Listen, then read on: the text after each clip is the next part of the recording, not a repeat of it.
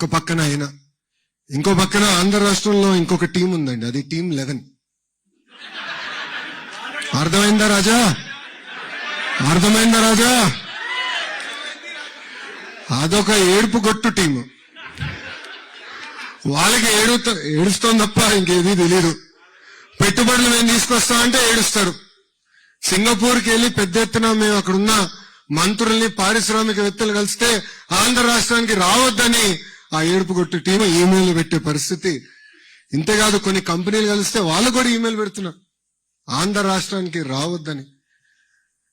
కానీ గౌరవ ముఖ్యమంత్రి చంద్రబాబు నాయుడు గారిని చూసి ఆ కంపెనీలు వస్తే మటు క్రెడిట్ తీసుకోవాలనుకుంటున్నారు. క్రెడిట్ చోరీ అంటారు.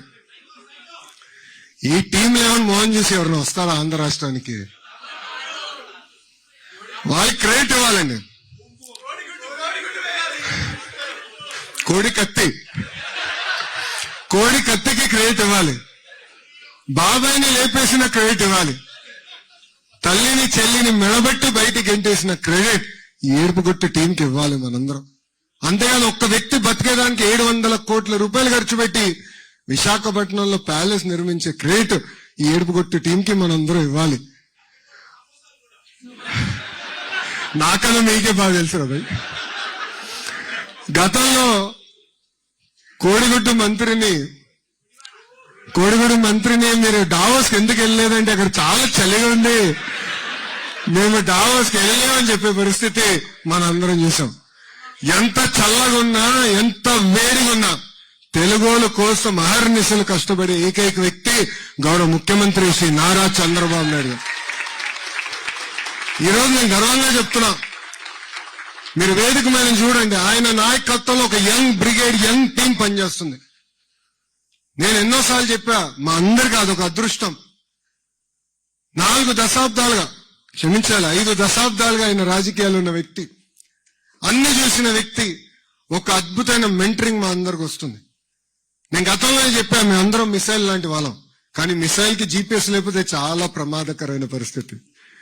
యంగ్స్టర్స్ వేదిక మీద ఉన్న ముగ్గురం మేము మిసైల్స్, గౌరవ ముఖ్యమంత్రి చంద్రబాబు నాయుడు గారే మా అందరికి జీపీఎస్.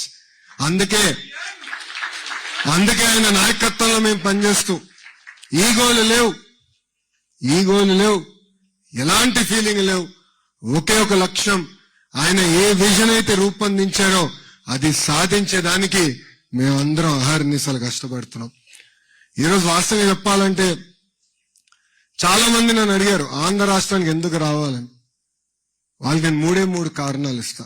మొదటిది బ్రాండ్ సిబిఎన్. 5 దశాబ్దాల అనుభవం నాయకుడు గౌరవ ముఖ్యమంత్రి శ్రీ నారా చంద్రబాబు నాయుడు గారు ఎన్నో పాలసీస్ తీసుకొచ్చారు. It stood the test of time and politics. అందుకే రండి, పెట్టుబడులు పెట్టండి అన్నాం.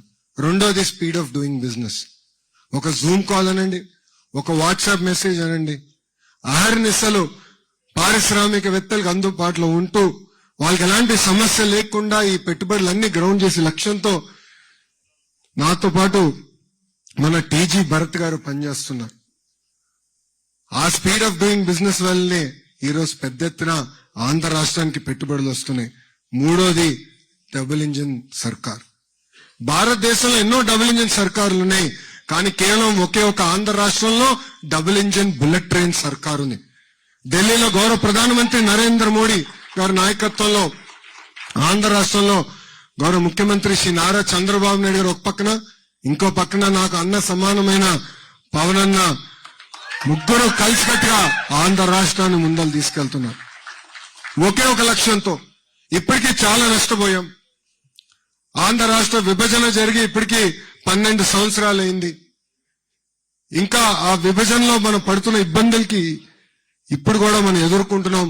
ముందరికి వెళ్లాలనే లక్ష్యంతో ముగ్గురు కలిసికట్టుగా వచ్చి ఈ రోజు ఆంధ్ర రాష్ట్రాన్ని ముందలు తీసుకెళ్తున్నారు. విశాఖ ఉక్కుని కాపాడుకున్నాం, విశాఖ రైల్వే జోన్ ఏర్పాటు చేసుకున్నాం. తొందరలో కర్నూలులో కూడా హైకోర్టు బెంచ్ ఏర్పాటు చేయబోతున్నాం. పోలవరం పనులు కూడా పెద్ద ఎత్తున పరిగెత్తిస్తున్నాం.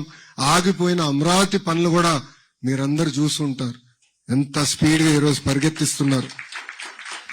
వాస్తవంగా చెప్పాలంటే రాష్ట్రానికి అవసరమైన ఆక్సిజన్ గౌరవ ప్రధానమంత్రి శ్రీ నరేంద్ర మోడీ గారు మనకి ఈరోజు అందిస్తున్నారు.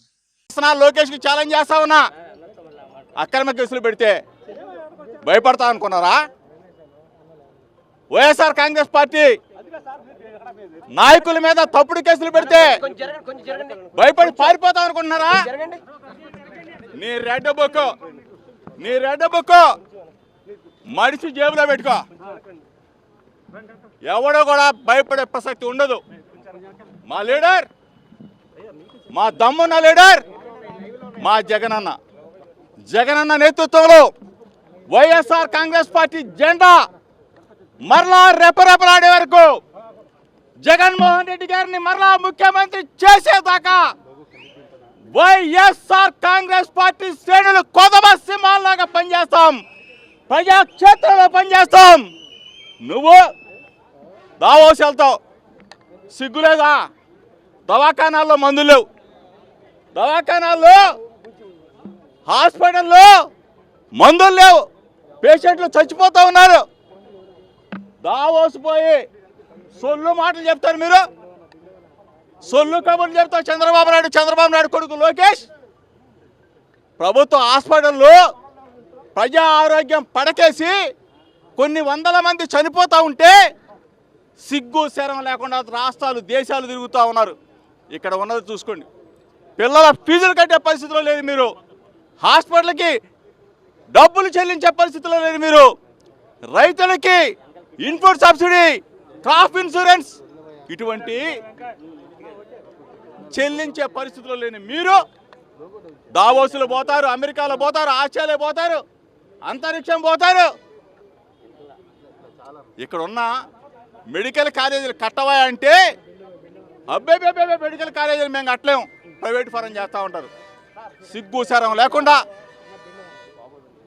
అసలు మీకు ఏమైనా సరే ఇటువంటి దుర్మార్గమైన ప్రభుత్వానికి సంవత్సరాల కాలంలోనే కాలం చెల్లింది.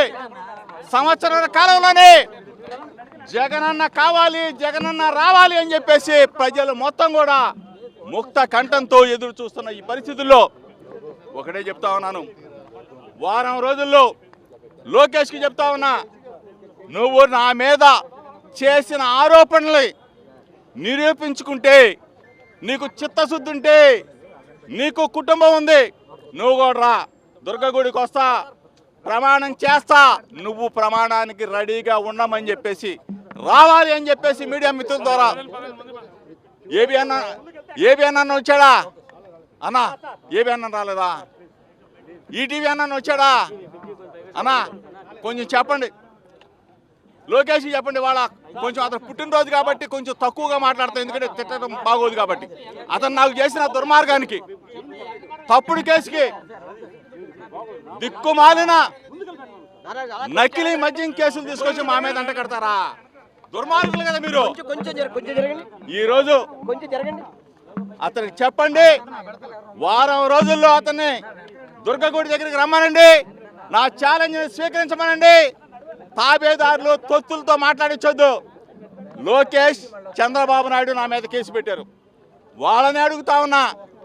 తాబేదారులు తొత్తులు ఎవడో మాట్లాడొద్దు. మళ్ళీ వారం తర్వాత మళ్ళీ మీడియా ముందుకు వస్తా, మీతో మాట్లాడతా. లేదు, కాదు, కూడదు, దుర్గగుడికి రాను, తిరుమలకి రాను, లేకపోతే అక్కడికి రాను, ఎక్కడికి రానంటే తప్పదు. చంద్రబాబు నాయుడు ఇంటికి వెళ్ళాల్సి వస్తుంది మళ్ళీ. లేదు, కాదు, కూడదంటే లోకేష్ నేను ఆహ్వానిస్తా ఉన్నా, నా ఇంటికి రా, వచ్చి తప్పు చేశాడు, అక్రమద్యంలో తప్పు చేశారని ఒక మాట చెప్పు, ఏ శిక్షకైనా సిద్ధంగా ఉన్నాం.